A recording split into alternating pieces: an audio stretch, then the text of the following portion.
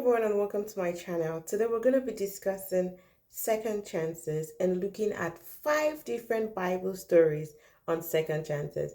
I would like to encourage you to watch and listen to the video from the beginning to the end because I know that it would bless you. Thank you for watching. Bye.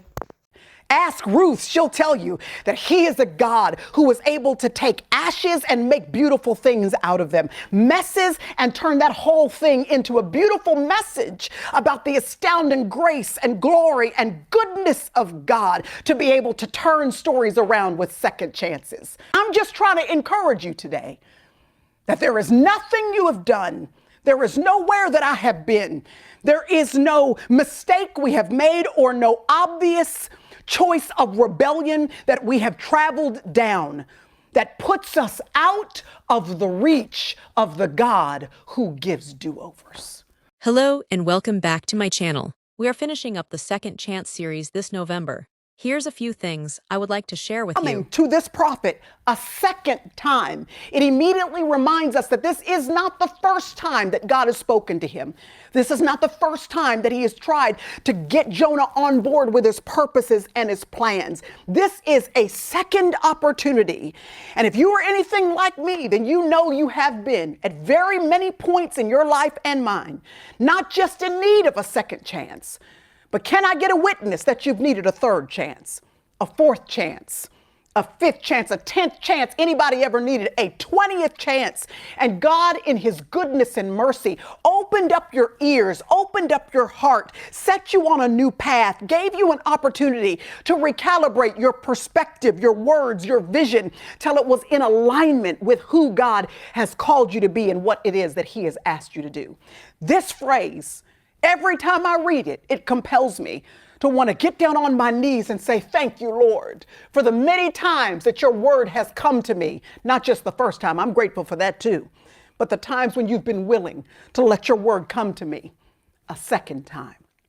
I'm so grateful for the grace of God that is sufficient, the mercy of God that is boundless, the loving kindness of God that is vast, his anger that is so slow, his patience that is perfect, and his goodness and his graciousness that is persistent, that keeps on coming for us time and time and time again.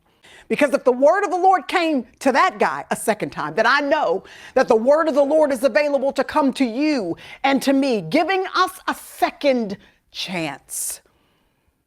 I wonder if you've needed a second chance. I wonder if you look back over your history and you can just pause for a moment and celebrate the goodness and the grace of God to you, giving you another opportunity that you did not deserve, giving you another opportunity to walk in his purposes when honestly, if left to our own devices, he should have put us up on the shelf a long time ago, especially since he does not need us to partner with him in his kingdom purposes in order for them to be fulfilled. He is a God of second chances. And I want you to know that God's grace is sufficient for even you. Even me, meaning there is nothing that you have done. There is nowhere that you have been.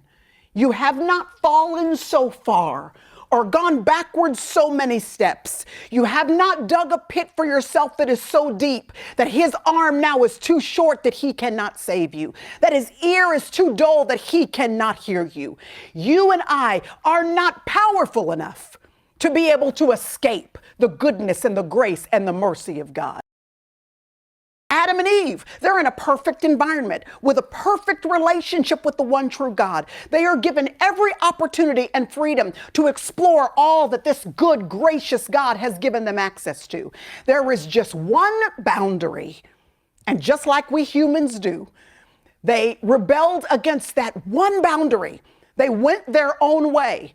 And as a result of that, sin proliferated so much so that it looked like their opportunity to be in relationship with God, their opportunity to enjoy what God had given them access to, while that did shift, it looked like it would be over with no hope and no possibility at all because of their failure. And yet we see the God of do-overs, the God of a second chance. Even after Cain kills Abel and now murder has entered the scene and sin has proliferated, so much so that it has totally destroyed and marred what it is that God intended to do with them and through them. Even when it seemed like all hope was lost, the God of do-overs and second chances shows up. Because Genesis chapter 3 and 4 tells us that in his grace and mercy, he allowed Adam and Eve to come back together again. And they gave birth to a baby boy named Seth. And Seth gave birth to a baby boy named Enosh. If you can't get to Adam and Eve, then just flip over to the book of Exodus and you'll find a man named Moses. A man who we find in Exodus chapter 3 sitting in a wilderness, a dry, barren, desolate wilderness that is a consequence of his own making. He was raised as the prince of Egypt. But one day he sees one of those Egyptian taskmasters brutally abusing one of his Hebrew brethren, and he takes matters into his own hands and he slays and murders that Egyptian taskmaster. And as a result of that, he is exiled into the wilderness for 40 years. Now, this guy was raised as the prince of Egypt. So now shepherding sheep in the desert, he is doing a job that is below his pay grade and below his educational level. But there he is, sitting in the consequences of his own making. I wonder if today you're like Moses. You are in a dry, dusty, barren, desolate wilderness season of your life. And honestly, when you think back on it, it's not an accident that you're there. You can look back and you realize that it was a decision you made. It was a choice that you made. It was a word that you said. It was a rebellious path that you chose. It was you. You did it. I did it. It was the consequence of our own sin. But God's grace and mercy is so good that you need to know today that bushes can still burn in deserts. And so one day, even while Moses is in the environment of his own making, the consequences of his own choices, the do-over comes in the form of a burning bush. And God commissions him to now have a second chance. And at 80 years old, he becomes the leader of the entire nation of Israel, the great liberator, leading them out of captivity and into freedom and victory and the abundance of the promised land. Ask Moses. He'll tell you that he's a great big God who is in the business of giving second chances.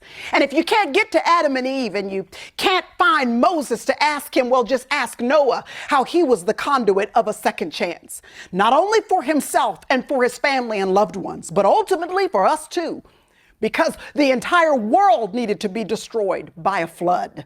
But God went and found Noah and he said, Noah, if you'll join me in my purposes, I'm going to use you to be the conduit for the second chance for the entirety of humanity who have turned their backs on me. Even though I've come running for them to continue to demonstrate my love for them, they've continued to rebel and turn their backs on me. But Noah, if you'll build an ark, and if you'll bring your family members, your loved ones on this ark, and every animal 2 by 2, then I'm going to give all of humanity a second chance. Oh yes, this redemption threads itself all throughout the Old and New Testaments. And just in case you were wondering, it's not just the men that received second chances, but there are some women that if they had time to tell you their testimony, they would let you know that he is a God of do-overs. There's a woman named Ruth who would tell you the story because she had a testimony. You know, this was a woman the beginning of her story is marked by grief and loss and relocation, where she is a foreigner in a place where she feels lonely and isolated and marginalized by people who really don't want to have much to do with this Moabitess who has shown up on Bethlehem soil. And despite the first half of her story, we see God giving Ruth a second chance, because at the right time, her kinsman redeemer named Boaz shows up and his life intersects with hers. And Boaz and Ruth come together And they give birth to a baby boy named Obed. And Obed gives birth to Jesse. And Jesse gives birth to a little baby boy named David. King David. Ask Ruth, she'll tell you that he is a God who was able to take ashes and make beautiful things out of them, messes, and turn that whole thing into a beautiful message about the astounding grace and glory and goodness of God to be able to turn stories around with second chances. Because you know, King David, and by virtue of his relationship with Ruth is now in the lineage of the Messiah, of Jesus Christ. Ruth could have had no way of knowing, after all the grief and all the tears and all the loss and all of the journey that she had been on, that anything that powerful could have come of her story. But now she was a witness to the fact that he is a God of second chances, who can do exceedingly abundantly above and beyond anything that you can ask or think. Still not sure? Ask Rahab. Rahab will tell you she had made a mess of her own life, making choices and decisions, and many of those relegated upon her by the society in which she lived. And there she was in one house, in a wall around a city named Jericho. But the opportunity came where God gave her a second chance. And when the walls of Jericho came tumbling down, so did the history that she had brought with her into that moment. Because when everything around her crumbled, her house stood standing as a testimony to the fact that our God is able to give anybody, no matter what your story is, no matter what your history is, he is able not only to give you a second chance, but to turn that second chance into something miraculous. Because there are very few names of women in the genealogy of the Lord Jesus Christ. But you ask Ruth and she'll tell you her name is there. And if you ask Rahab, she will point to her name as a woman who was given a second opportunity. I'm just trying to encourage you today that there is nothing you have done. There is nowhere that I have been.